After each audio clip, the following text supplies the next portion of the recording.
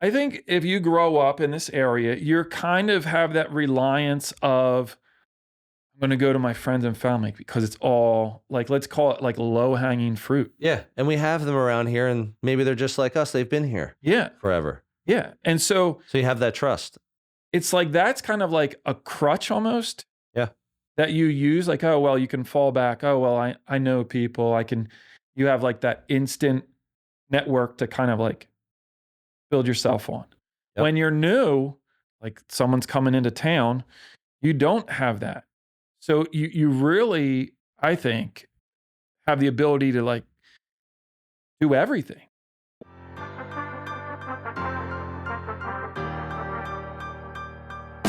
Welcome to the podcast dedicated to real estate, insurance, and everything in between.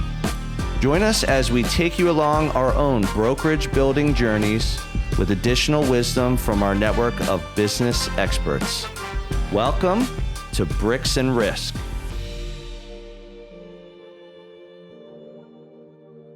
Hey everyone, welcome to another edition of Bricks and Risk. I'm Tim Garrity. And I'm Sean Mooney. Today's topic, Tim, is Tell me. Building your network and finding your centers of influence. Okay. So let's tee it up. All right, I'll dive into this. So centers of influence, or sphere of influence as we call it in real estate. A lot of people say your SOI. Really? Yeah. Didn't know that. Not your COI. COI. That's some insurance stuff right SOI. there. So sphere of influence in my world is, it can be looked at a couple different ways. You can have high quality sphere of influence to start, or you can just have anyone and everyone, which is more about quantity. Most big companies in real estate, I find, go with more of the quantity approach over the quality and just think, a lot of people, that's awesome. Let's go after those people. I've always done it a little bit different. So when let's go back to myself as an agent. When I started, and I think when I started initially, I had like somewhere around like 500 contacts. Yep. And I was like, this is my SOI. This is my sphere of influence. So with those 500 people, I looked at the beginning. I'm like, how do I want to reach out to these guys and girls? Do I want to be that guy that makes phone calls and checks in with everyone, which a lot of big companies tell you to do that? Do I want to text message them? Do I want to email them? I think for me with my SOI in the beginning, my first step was to lead with value, not to just reach out and say, I'm a real estate agent. Do you know anyone? Do you have a need? Which is what a lot of people try and teach you to do. So when you're saying sphere of influence, you're saying anyone and everyone that I know? Is that how you would define it? Yeah, in the beginning, how I hit it up was really those 500 people. So it was anyone and everyone. So all the cell phones and emails that I had when I started, that's how I looked at my SOI. And we can dive into how it changed as I went. But let's start with that in the beginning. So when I had that leading with value, the way I looked at that was I want to email my SOI because it's cheap, it's efficient. Like everyone checks their email all day, every day. It's less personal. I feel like when you text someone, it's like sometimes it's their personal space. And they're like, yo, I don't want business in my text messages. It's where I like check in with people. And the phone in today's day and age, in 2023, honestly, is like super intrusive. So even back then I said, email's my method. So I took my SOI. I started emailing a monthly newsletter with valuable content. It was blog posts that I did. I used to share some recipes. I used to do a thing called Tim's Preferred Partners, where I talked about some of the business contacts that I worked with. And I'm like giving out their information, telling my audience why they should work with them. I used to share listings. So with my SOI in the beginning, I took that 500 and I put them on a regular email drip campaign. Was there an expectation sending out that list of what you might hear back, or what? Yeah, what I might get out of it? Yeah. Like what, with just, or was it just blanketing this amount of people and just more of a recognition to say, hey, I'm Tim, I'm a realtor, this is what I do, hit me up. So in the beginning with my SOI, I did a few different things. Like email was probably the backbone of my reaching out to them and letting them know that I'm in real estate. Like, here's what I focus on. here's what I know, here are the people I know. So that's really how I started in the beginning. And then again, you're going to have natural networking. So like getting together with friends and family, going to barbecues, weddings, baptisms, bar mitzvahs, all this stuff. There's lots of things that happen that you're just going to naturally socialize with your sphere of influence. I would take also like my high trust people in my sphere of influence. So like insurance, for example, you and I would get together for like beers every now and again. We get together for coffee. Like we'd introduce each other to other people where all three of us would get together. So that was like another way I kind of hit up my SOI.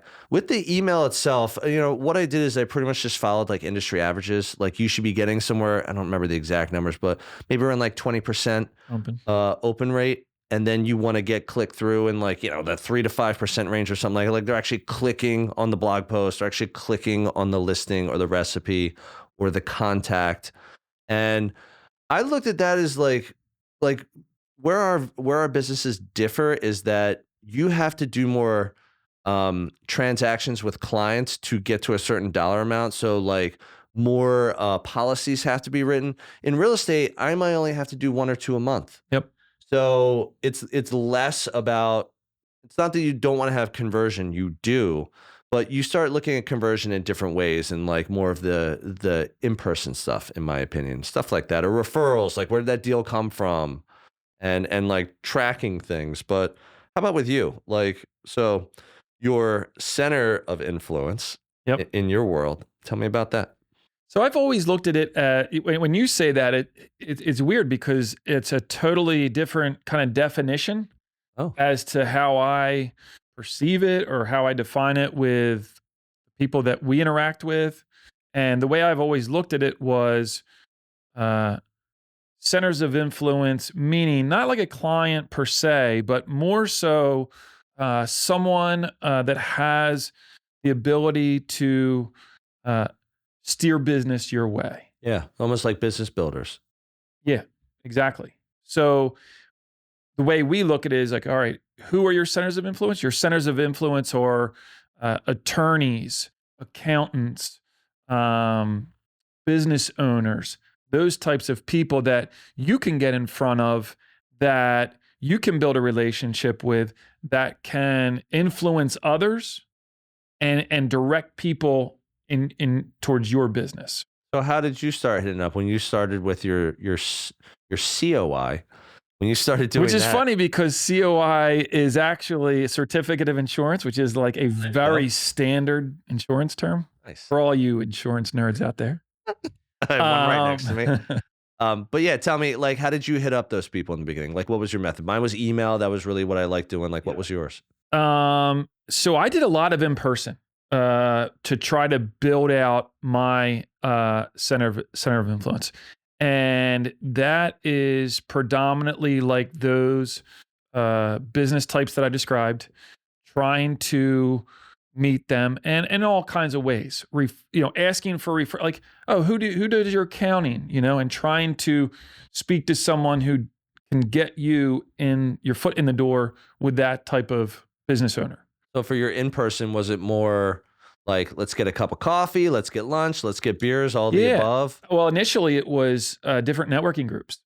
We've done one in the past. NWPN. Chamber of Commerce was one. We had a separate different business association that I climbed the ranks in, became the president of this business association. Still doing that today? No.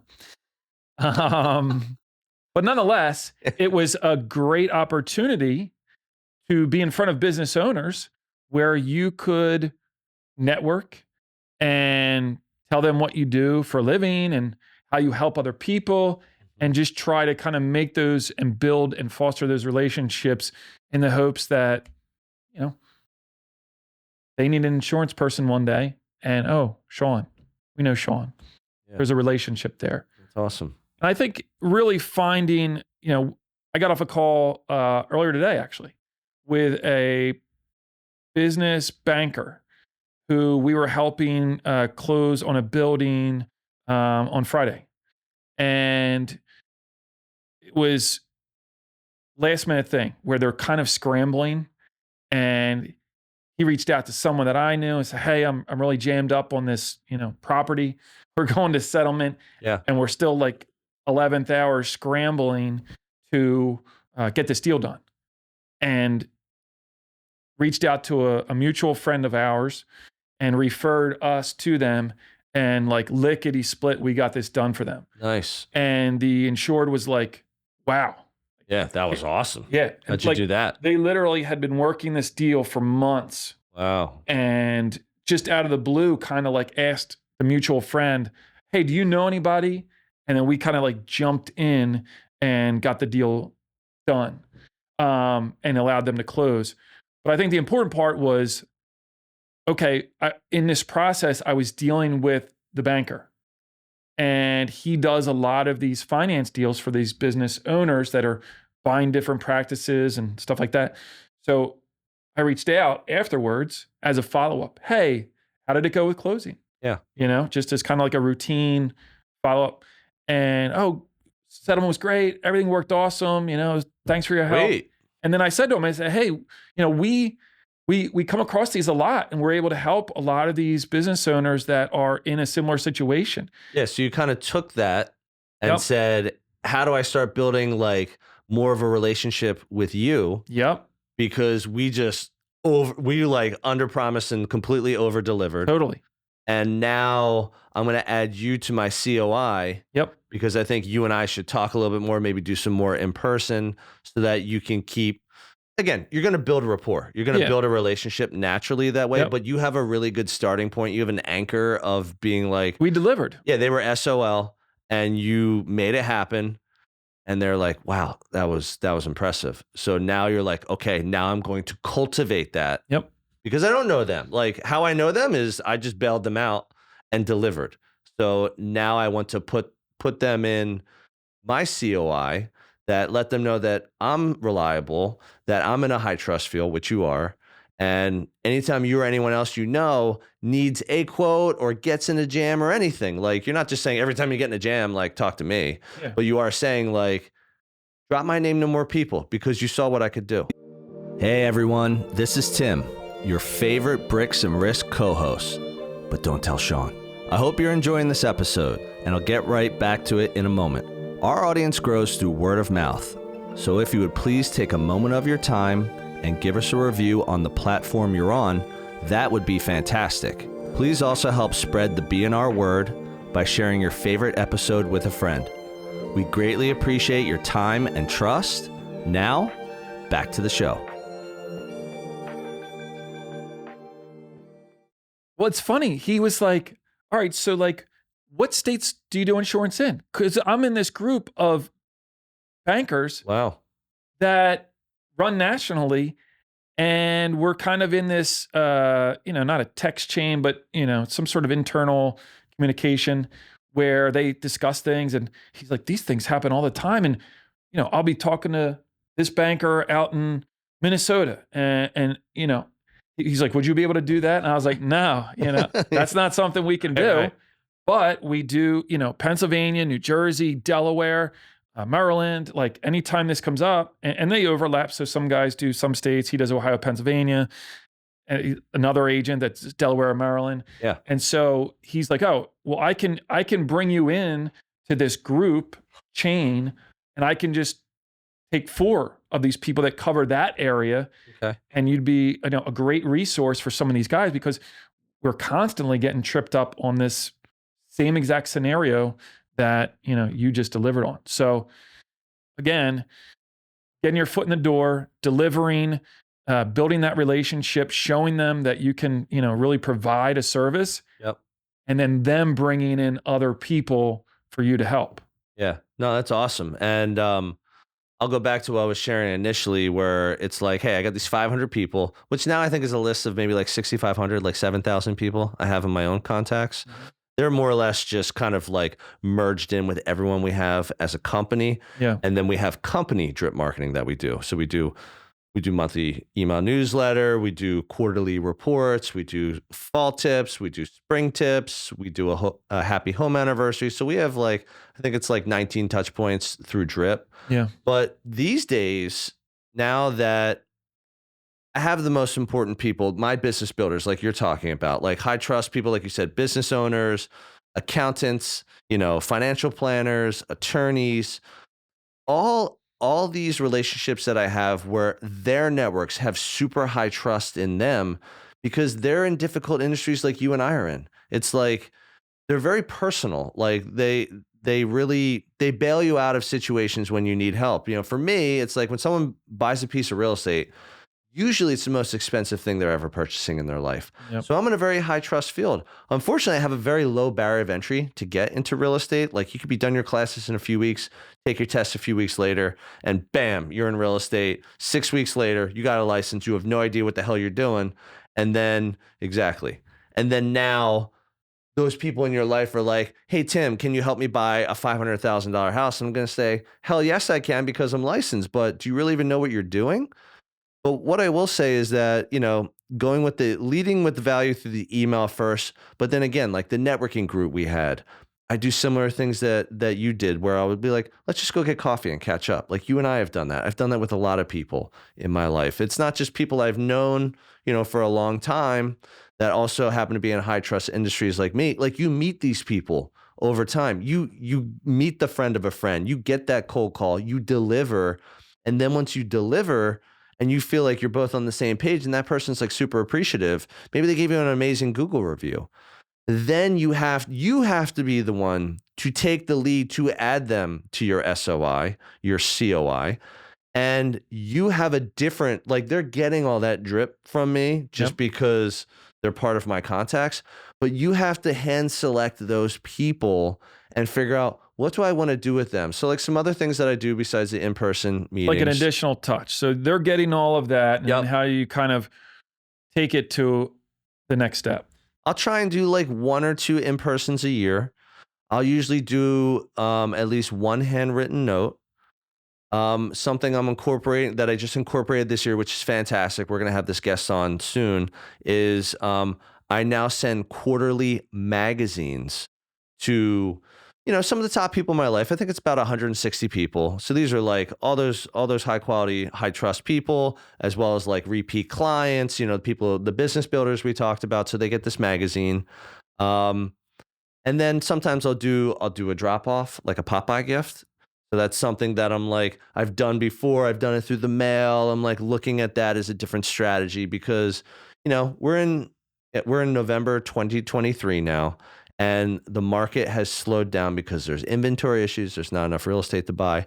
Interest rates are high. They're currently at they were at 8% not that long ago. They're around like 7 right now. So you got to get back to basics. And this is really like talking about our sphere of influence, our center of influence. Like, is that more so like building your funnel, or is that you just want to remain like on these people's radars, or like, what's the intent that you would say, like, by doing that? Like, what's the main goal? I would say, everyone knows I'm in real estate. Yep. Either I've already worked with them or I've worked with someone they know, or they just like know who I am, through stuff that I've done. Whether it's like, I've done some podcast interviews before, I try and stay front and center with like in-person networking. So I know like a lot of people, but honestly, I look at it the same way as I did the email marketing to always lead with value. I do that in my in-person networking too. Even in the handwritten note, I'm just checking in to be like, how are you? Like, how was your summer? How was your holiday season? Whatever it is. I just want to know how they are and let them know that I care, that I'm just reaching out. And then when I'm doing more of my in-person, a lot of what I do, I'm just trying to see what they have going on in their life and what can I help with? Like I have lots of good contacts, you included, that if someone's like, hey, you know what? I'm moving. I'm like, who do you use for insurance? Like, do you have like a trusted relationship, or you just, hey, it's been with Allstate for 10 years and I just never question it. Yeah. And if they give me the latter, I'm like, you should talk to my boy, Sean. Like Sean owns his own brokerage. He can custom fit your insurance needs to one of his carriers rather than saying I have a one size fits all. So I usually tell people, it's like, hey, those conversations are just going to be beneficial to your life. And it has nothing to do with real estate. Like they're not buying a house right now. We're just catching up. So leading with value is what I usually like to say. You always want to be going into these things with giving them something that they would appreciate, whether it's the note that tells them you care, the email newsletter that tells them what's going on in and around Philadelphia, or giving them a referral for their insurance. Like that's how I look at all of my touch points. It's a differentiation too. Totally. Right? So like you're doing something above and beyond.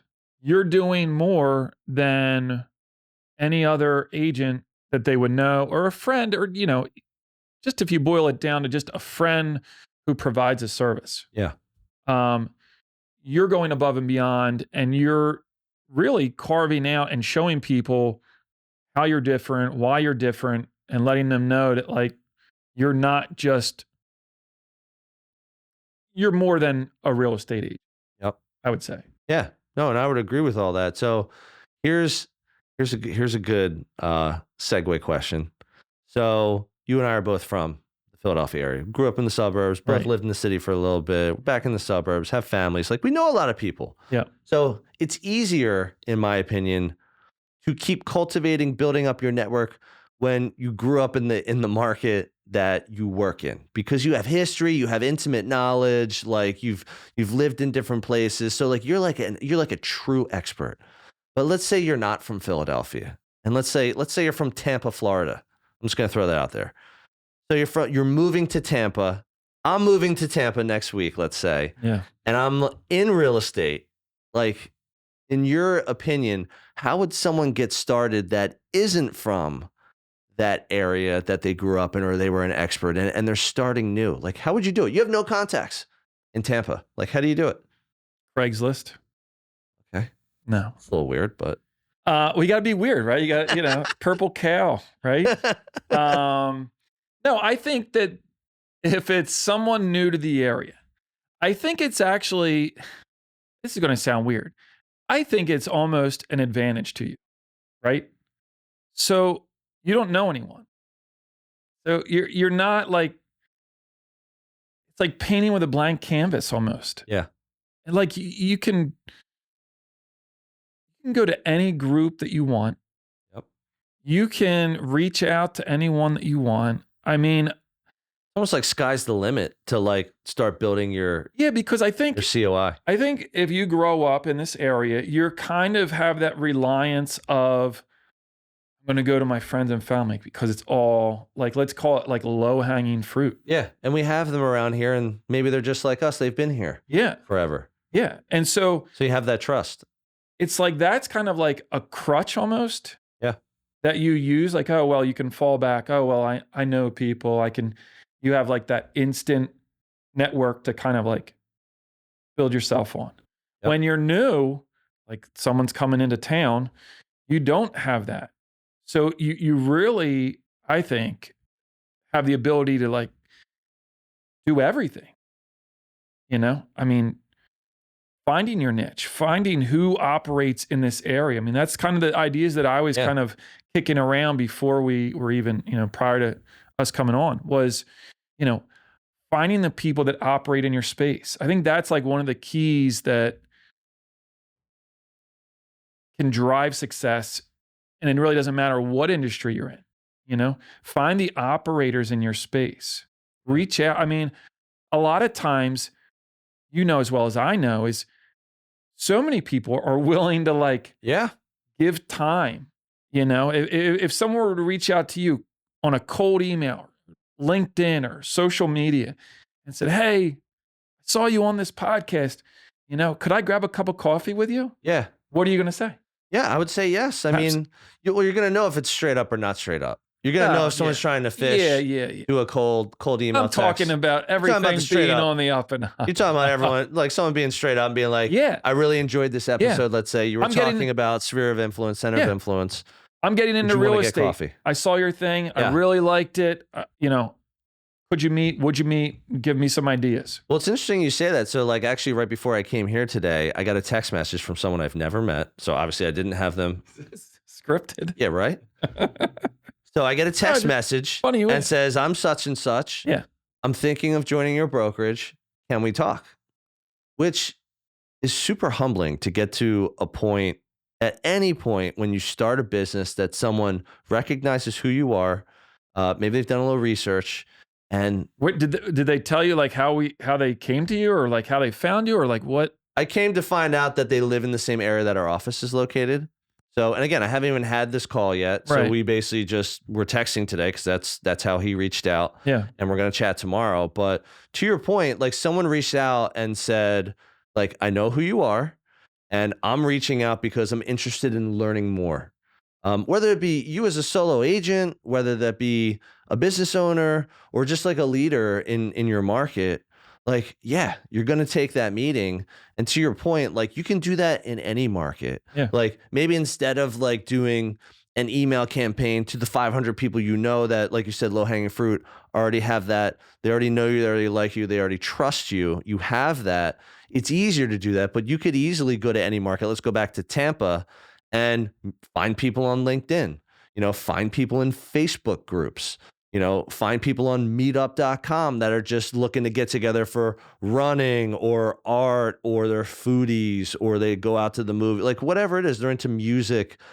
And you can go meet these people by just living your life. And then when you connect with the 2 or 3 that you really like, or the 1 or 2, you're just going to add them to your contacts and take it to the next level. So even if you're not from the area and you're looking to build your SOI, your COI, like that's a great approach. And I agree with that. I think that's a great tip, man. Yeah. It's literally, there's so many different ways to go about it. And there's not one right way or one wrong way. I think it's like, if you're going out, trying to make the connections, it's easy enough to do that with all of the tools that are out there today. Yep. And really just developing relationships. And you're going to know after a couple of people that you reach out to, you're going to know who potentially could drive business, like this banker that I was dealing with recently. I know that he could be a great referral source for our business. Yep. And then, hey, could you introduce me to a couple more? Once you make that relationship, could you introduce me to a couple more? I mean, it snowballs. Totally. And I don't think that being from out of the area, I don't think that should dissuade you, from doing it. Well said, man. So we're going to end on that note today, folks. So thank you for tuning in again to another episode of Bricks and Risk. Take care. Thank you for joining us on another episode of Bricks and Risk. Our goal is that you walk away with 1 or 2 valuable nuggets, and we greatly appreciate you sharing your time with us today. You can find all BNR episodes on Spotify, Apple Music, YouTube, and anywhere else you get your podcast content. Until next time, keep learning and keep growing.